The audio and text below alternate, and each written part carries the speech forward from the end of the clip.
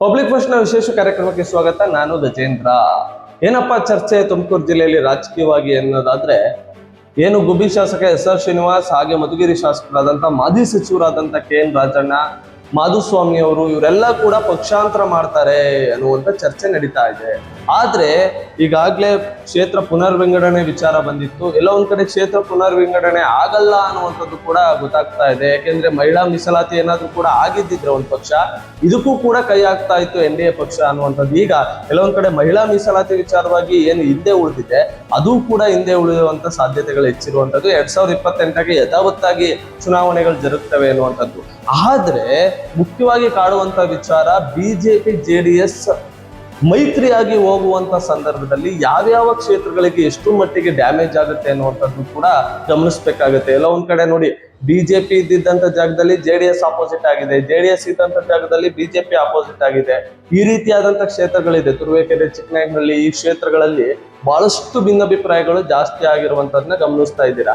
ಆದ್ರೆ ಇದೆಲ್ಲದಕ್ಕಿಂತ ಒಂದು ಮಿಗಿಲಾಗಿ ಕಾಂಗ್ರೆಸ್ಗೆ ಹೋದಂತ JDS ಪಕ್ಷದಲ್ಲಿದ್ದಂತ ಪಕ್ಷಾಂತರ ಮಾಡಿ ಹೋದಂತ ವ್ಯಕ್ತಿಗಳು, ಏನ್ ಕ್ಯಾಂಡಿಡೇಟ್ಗಳಿದ್ದಾರೆ, ಇವರು ಮರಳಿ JDSಗೆ ಬರ್ಬೋದಾ ಅನ್ನುವಂತ ಸನ್ನಿವೇಶ. ಮೊದಲಿಂದಾಗಿ ನೋಡಿ, JDS ನಲ್ಲೇ ಇದ್ದು ಕಾಂಗ್ರೆಸ್ಗೆ ಬಂದು ಮಧುಗಿರಿ ಶಾಸಕರಾಗಿ ಕಾಂಗ್ರೆಸ್ನಲ್ಲೇ ಸಚಿವರಾದಂತ ಕೆ.ಎನ್. ರಾಜಣ್ಣ ಅವರು ಮೊದಲು ಅವರು JDS ನಲ್ಲೇ ಇದ್ದಂಥವ್ರು. JDS ನ ಹಳೆ ಹುಲಿ. ಬೆಳ್ಳಾರಿ ಕ್ಷೇತ್ರದಲ್ಲಿ JDS ನಿಂದಲೇ ಗೆದ್ದಿದ್ದಂತ ಸಂದರ್ಭ ಇತ್ತು.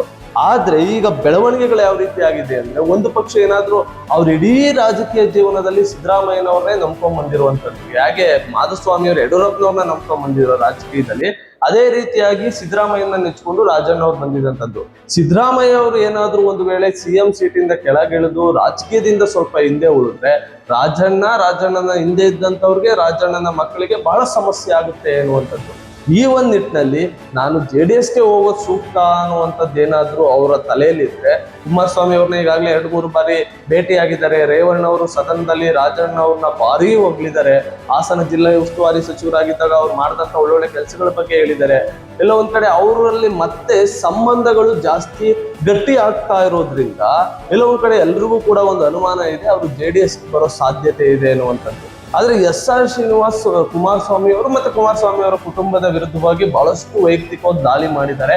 ಆ ಒಂದ್ ನಿಟ್ಟಿನಲ್ಲಿ ಅವರು JDSಗೆ ಬರೋದು ಎಲ್ಲೋ ಒಂದ್ ಕಡೆ ಕಷ್ಟ ಅನ್ನುವಂಥದ್ದು. ಹಾಗೆ ಅವರು ಬಿಜೆಪಿಗೆ ಆಹ್ವಾನ ಇದೆ, ಬಿಜೆಪಿಯಿಂದಲೂ ಕೂಡ ಅವ್ರಿಗೆ ಬಹಳಷ್ಟು ಆಹ್ವಾನ ಇದೆ, ಮತ್ತೆ ಚಾನ್ಸಸ್ ಕೂಡ, ಸಾಧ್ಯತೆಗಳು ಕೂಡ ಅದೇ ರೀತಿಯಾಗಿದೆ ಬಿಜೆಪಿ. ಯಾಕೆಂದ್ರೆ ಕಾಂಗ್ರೆಸ್ ನಲ್ಲಿ ಅವರು ಯಾವ ರೀತಿಯಾಗಿದ್ದಾರೆ, ಕಾಂಗ್ರೆಸ್ ನಲ್ಲಿ ಅವ್ರು ಯಾವ ರೀತಿಯಾಗಿ ಹಿಂದೆ ಬಿದ್ದಿದ್ದಾರೆ ಅನ್ನುವಂಥದ್ದು ನೀವು ನೋಡ್ತಾ ಇರ್ಬೋದು. JDS ನಲ್ಲಿ ಫಸ್ಟ್ ಬೆಂಚ್ ಅಲ್ಲಿ ಇದ್ದಿದ್ದಂತ ಲೀಡರು ಈಗ ಲಾಸ್ಟ್ ಬೆಂಚ್ ಬರ್ತಾ ಇದ್ದಾರೆ ಅಂತೆ. ಎಲ್ಲೋ ಒಂದ್ ಕಡೆ ಶ್ರೀನಿವಾಸ್ ಅವ್ರಿಗೂ ಕೂಡ ಕಾಂಗ್ರೆಸ್ನಿಂದ ಬಹಳಷ್ಟು ಅನ್ಯಾಯ ಆಗಿದೆ ಅಂತಾನೆ ಅರ್ಥ. ಹಾಗೆ ಮಾಧುಸ್ವಾಮಿ ಅವ್ರದ್ದು ಏನಾಗ್ಬೋದು ಅನ್ನುವಂಥದ್ದಿದ್ರೆ ನೋಡಿ, ಕ್ಷೇತ್ರ ಪುನರ್ವಿಂಗಡಣೆ ಆಗಿದ್ರೆ ಅವ್ರ ದಾರಿ ಸುಗಮ ಆಗ್ತಾ ಇತ್ತು. ಆದ್ರೆ ಈಗ JDS ನ ಶಾಸಕಾಂಗ ಪಕ್ಷದ ನಾಯಕರಾಗಿರುವಂತ CB ಸುರೇಶ್ ಬಾಬು ಅವ್ರಿಗೆ ಬಿಟ್ಟು ಮೈತ್ರಿ ಆದ್ರೆ ಬೇರೆಯವ್ರಿಗೆ ಟಿಕೆಟ್ ಕೊಡಕ್ ಆಗಲ್ಲ. ಯಾಕೆಂದ್ರೆ JDS ಶಾಸಕಾಂಗ ನಾಯಕನಿಗೆ ಟಿಕೆಟ್ ಕೊಡ್ಲಿಲ್ಲ ಅಂದ್ರೆ ಇಡೀ ರಾಜ್ಯ ಆಡ್ಕೊಳ್ಳುತ್ತೆ, JDS ಪಕ್ಷಕ್ಕೆ ಮುಖಭಂಗ ಆಗುತ್ತೆ. ಆದ್ರಿಂದ ಅವರು ಯಾವ ರೀತಿಯಾಗಿ ನಿರ್ಧಾರ ತಗೊಳ್ತಾರೆ, ಕಾಂಗ್ರೆಸ್ ಹೋಗ್ತಾರಾ ಅಥವಾ ಪಕ್ಷೇತರ ನಿಲ್ತಾರಾ, ಇನ್ನೂ ಒಂದು ಚರ್ಚೆ ಇದೆ. JDU ಪಕ್ಷವನ್ನ ಮತ್ತೆ ಮರುಕಳಿಸಿ ಅವ್ರು ಮರಳಿ ಹೋಗಿ ಅವ್ರು ಏನಾದ್ರು ಸಂಘಟನೆಯನ್ನ ಶುರು ಮಾಡ್ತಾರ, ಇದು ಕೂಡ ಒಂದು ಮಾತುಕತೆ ನಡೀತಾ ಇದೆ. ಆದ್ರೆ ಎಲ್ಲ ಒಂದ್ ಕಡೆ ಅವರ ಒಂದು ಏನು ಮುಂದಿನ ರಾಜಕೀಯದ ಒಂದು ಹಾದಿ ಗೌಪ್ಯವಾಗಿ ಉಳಿದಿದೆ JC ಮಾಧುಸ್ವಾಮಿ ಅವ್ರದ್ದು.